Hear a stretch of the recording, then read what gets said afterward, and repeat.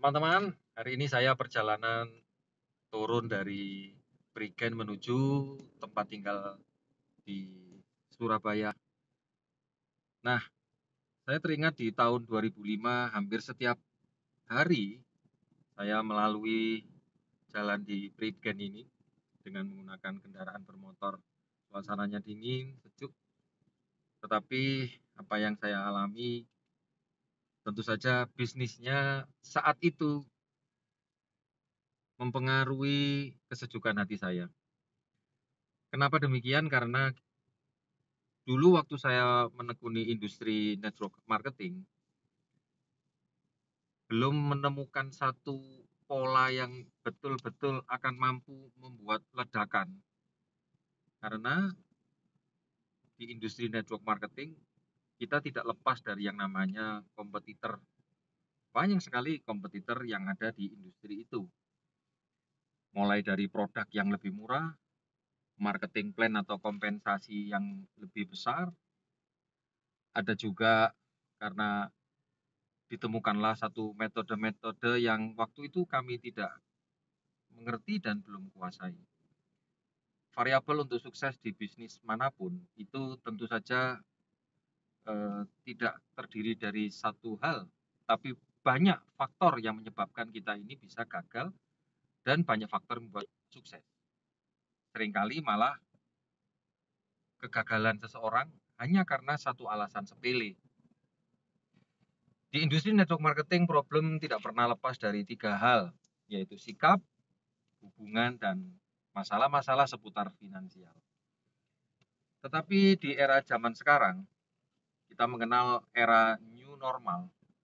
Tantangan untuk menjalankan bisnis berbasis jaringan tidak hanya berhubungan dengan sikap, hubungan, dan finansial, tetapi bagaimana tren, bagaimana perilaku masyarakat di dunia ternyata akan sangat mempengaruhi tumbuh dan berkembangnya satu bisnis. Jika kita diajak menjalankan satu bisnis, tetapi dalam situasi kita agak mengalami kesulitan untuk bertemu dengan satu orang dengan orang yang lain, seperti masa-masa saat ini, maka sehebat apapun kita punya kemampuan, tidak ada terjadi sebuah transaksi. Banyak pertemuan-pertemuan gedung pertemuan yang ditutup, persewaan sound system juga berhenti, industri-industri manapun terpukul karena adanya pandemi ini. Satu-satunya jalan adalah kita melakukan satu adaptasi perubahan secara cepat.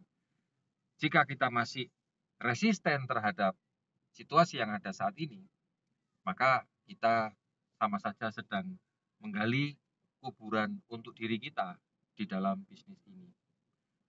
Nah, karena itulah saya menjadi teringat kembali ketika saya datang di kota ini. Saya hanya mengenal satu cara untuk membangun bisnis berbasis jaringan, yaitu bagaimana saya ketemu dengan orang baru, kemudian kita berbicara, kita cerita tentang manfaat, kita bicara tentang nilai, kemudian kami membimbing, dan itu semua dilakukan secara offline. Nah, tentu saja kondisi pandemi ini membuat seseorang menjadi mau tidak mau, siap tidak siap, harus berubah menjadi lebih baik. Kita bukan hanya harus mengerti prinsip-prinsip mengembangkan bisnis berbasis offline, tetapi bagaimana kita beradaptasi dengan perkembangan zaman, karena hampir semua sistem pemasaran mengenal dunia internet. Dunia digital adalah dunia yang menakutkan bagi generasi Gen X seperti saya, atau beberapa orang yang masuk di era baby boomers dengan alasan mereka gaptek, mereka tidak punya waktu, mereka tidak mengerti tentang gadget, yang pada intinya akhirnya mereka akan punah.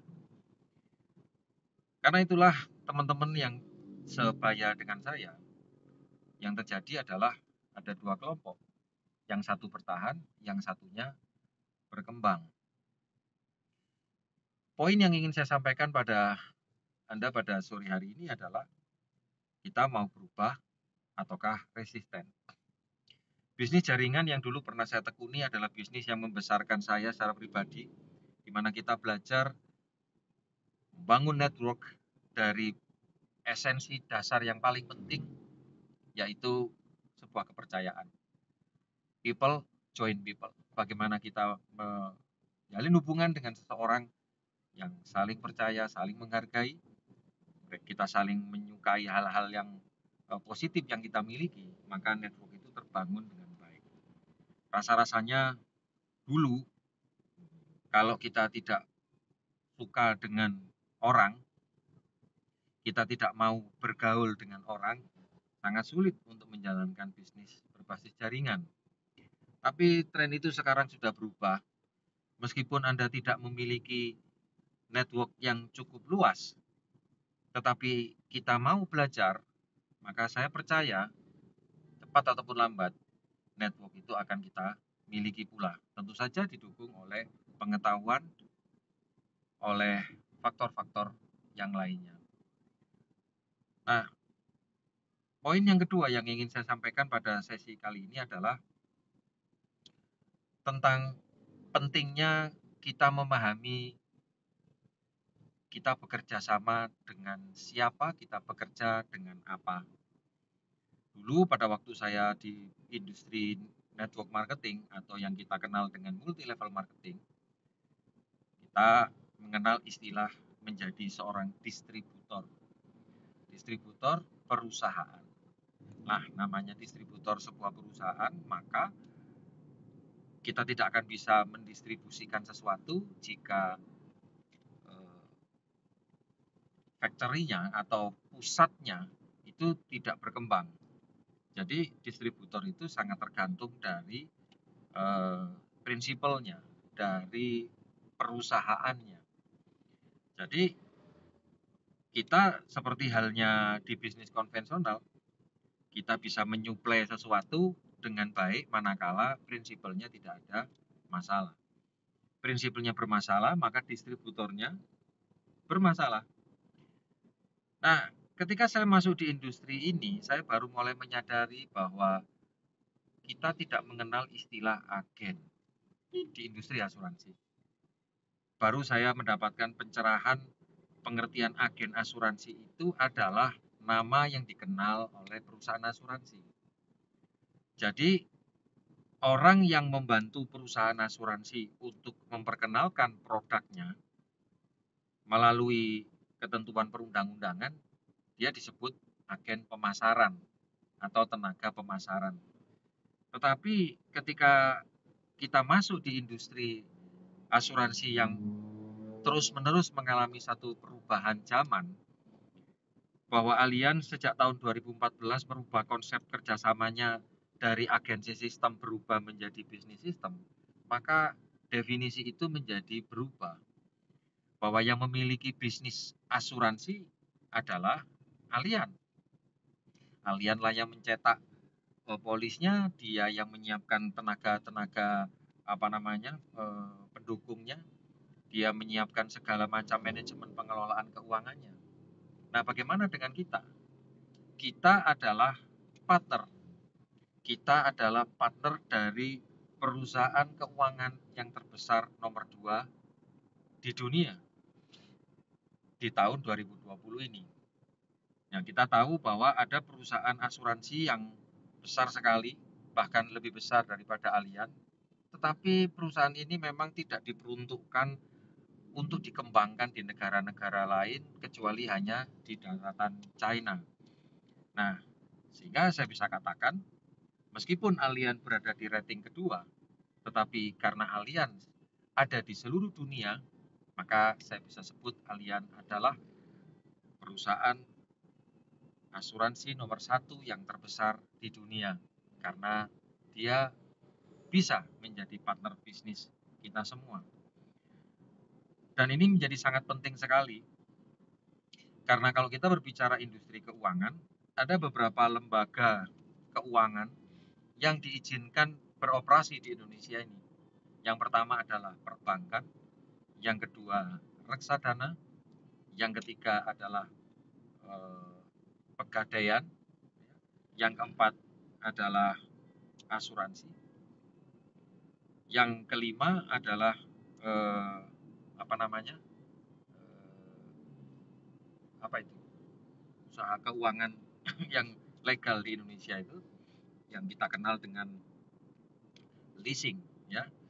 Nah, dari 6 jenis lembaga keuangan yang diizinkan di Indonesia untuk beroperasi mengumpulkan dana masyarakat dengan memberikan manfaat sesuai dengan tujuan pendirian perusahaan tersebut, hanya ada satu yang memberikan kesempatan kepada kita sebagai perorangan untuk menjadi partner bisnisnya.